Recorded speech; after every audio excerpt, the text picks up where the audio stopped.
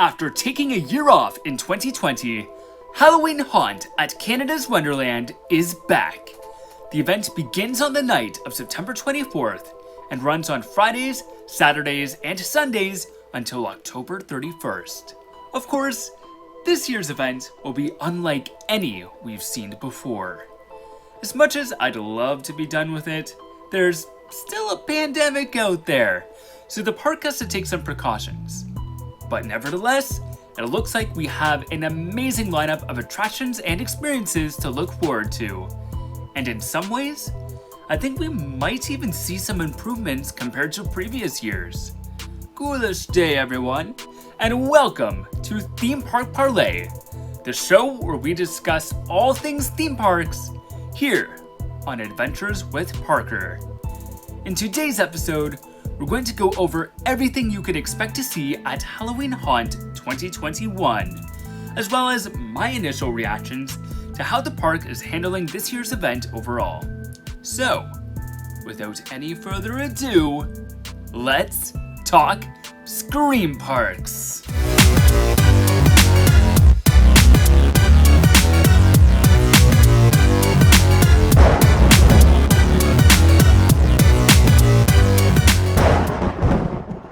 During a normal year, guests at Halloween Haunt will find themselves in a monster-infested park, where they can experience mazes, scare zones, shows, and rides.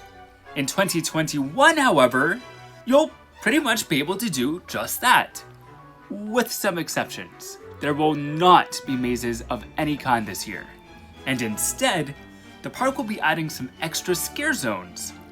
While I do think this is a smart move for Wonderland, I am a little disappointed that they're not running the mazes with plexiglass. I'm also surprised that we're not seeing any outdoor mazes like Cornstalkers, because I feel like that they would still be able to run safely with the reduced capacity.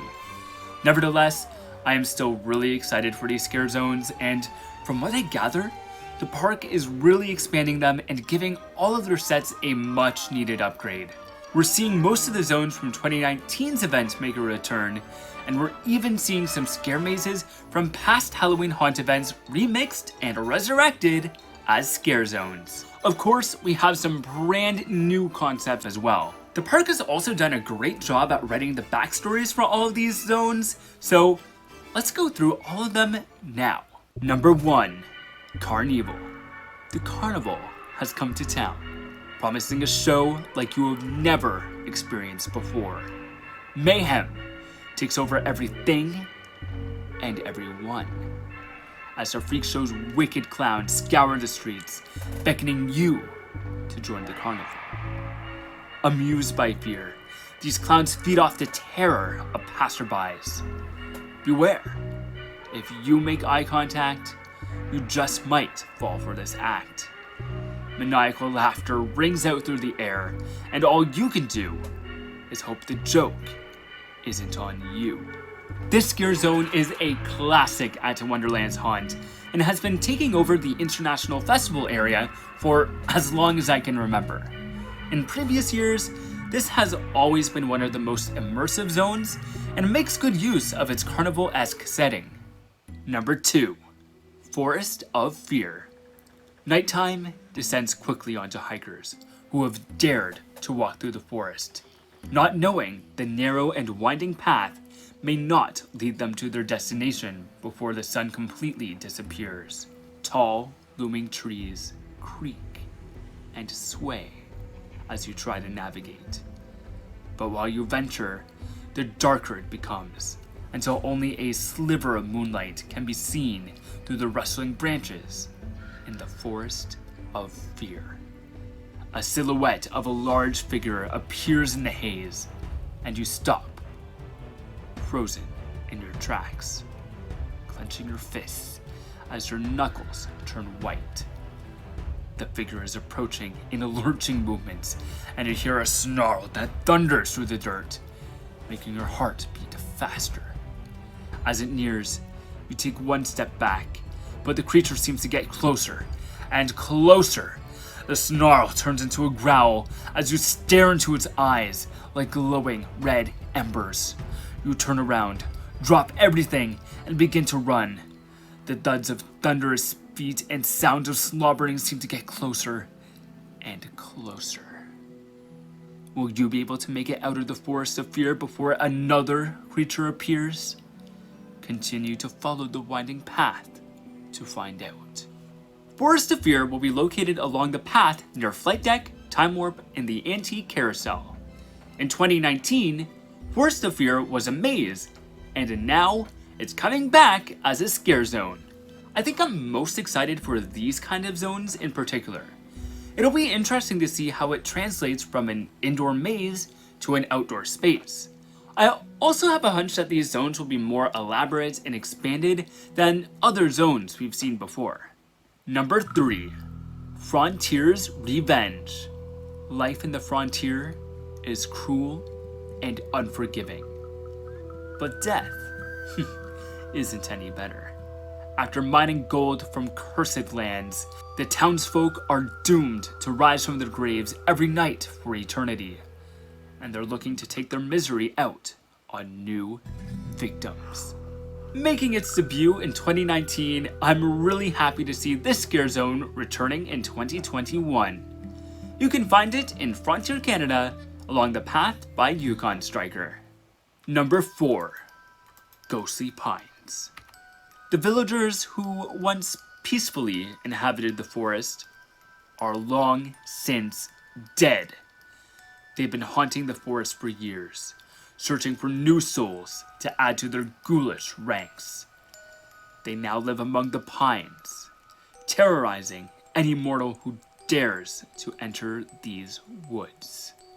This scare zone has been at Haunt for a number of years now, but I wouldn't be surprised if we saw a few tweaks and upgrades this year.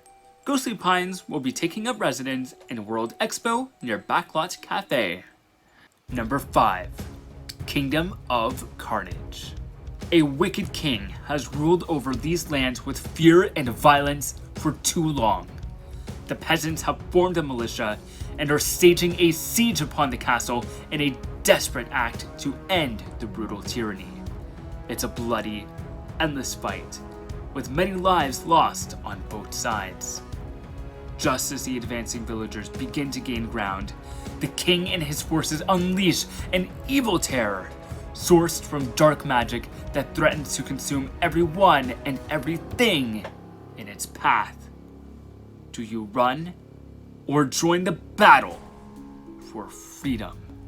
Kingdom of Carnage will be located in a medieval fair in the area in front of Canterbury Theatre. Honestly, I am so relieved that Wonderland isn't doing the Plague this year.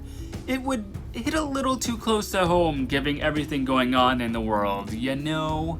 And in case you weren't aware, Kingdom of Carnage also used to be a maze, so it's great to see it make a return after such a long absence. Number 6. Streets of the Undead.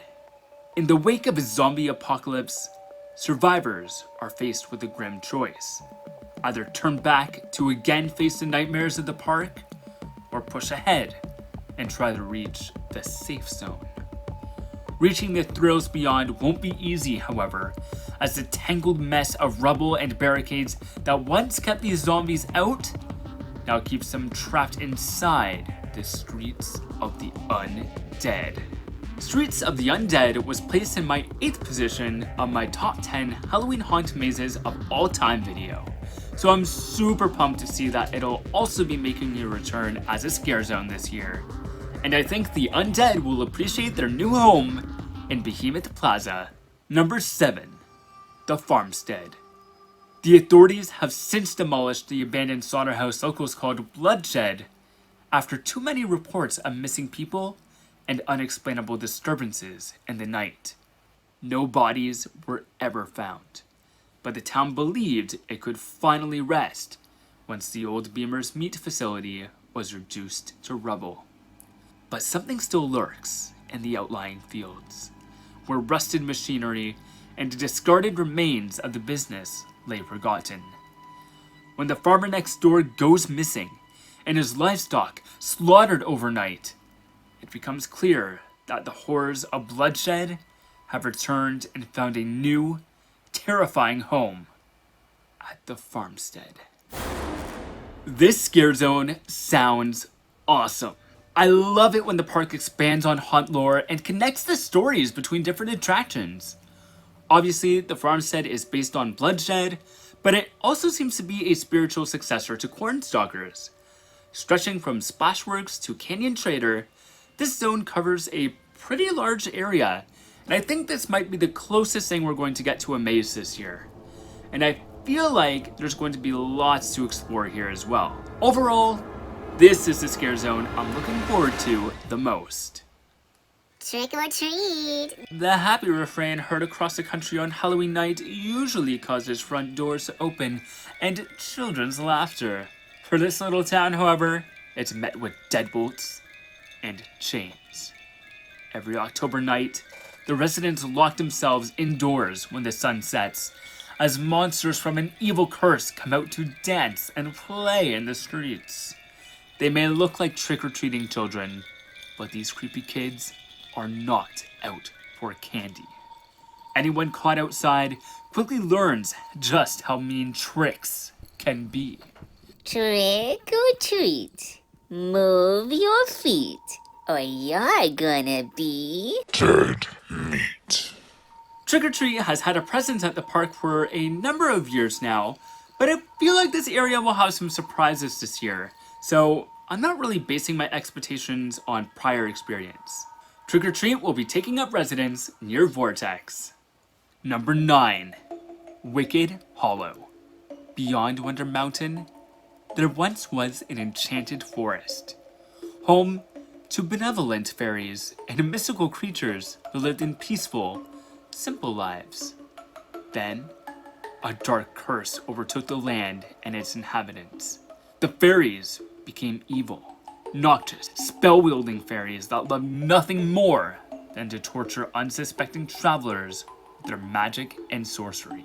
Beware if you step foot into the Wicked Hollow, for the evil fairies lie in wait. I love Wicked Hollow. It is such a fun zone, and I've had some really awesome interactions here in the past. This year, it'll be located near Mountainside Bakery. The 10th and final scare zone is Gates of Terror, which is basically the graveyard scene at the front of the park, where you're first introduced to Canada's Wonderland's wicked cast of creatures. Let's move on to entertainment. As it was in the regular season, there will be no indoor shows at Haunt this year, but there are still plenty of outdoor entertainment offerings to check out. The Dixieland Zombie Marching Band and Deathly LED Drumline make a return this year to serenade haunt guests with their eerie tunes. For those of you who may not be familiar, these two acts are essentially mini parades that loop around certain areas of the park. I always happen to stumble across them accidentally, but it's really fun to follow them around and listen to them play. The Illusionists and the Freak Show are also back this year, and will be returning to their sideshow stage in Carnival. These shows are really cool, and really add to the immersion of the area. The Illusionist is, as it sounds, essentially a magic show. If it's the same guy that they had in 2019, I would go ahead and say that this show cannot be missed. It's super fun, and the Illusionist himself is hilarious. The Freak Show, on the other hand, is, I guess, a sort of stunt show? It's basically about a guy who subjects himself to different forms of pain.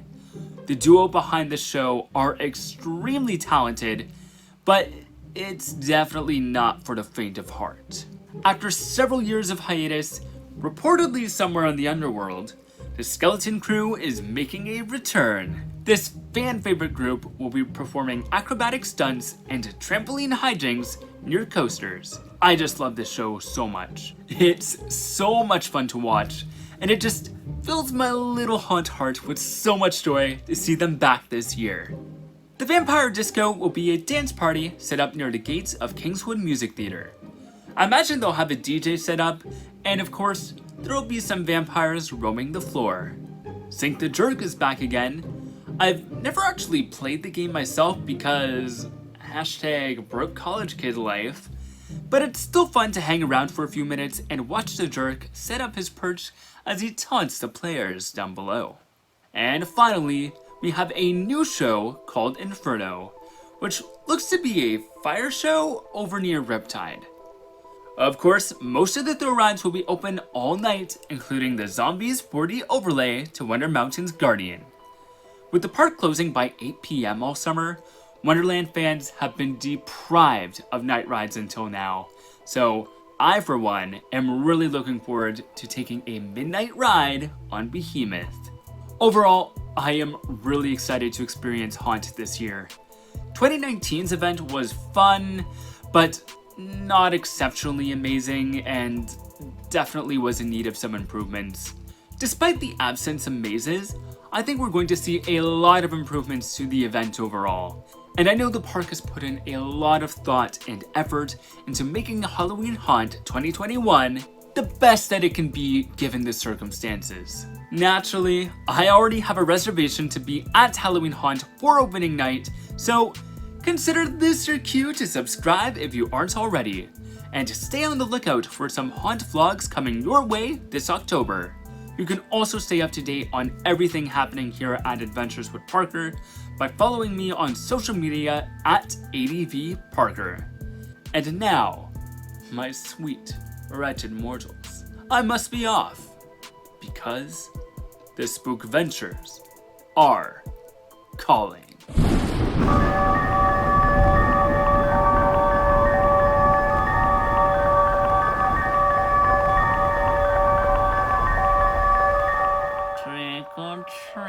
Trick or treat, trick or treat, or you're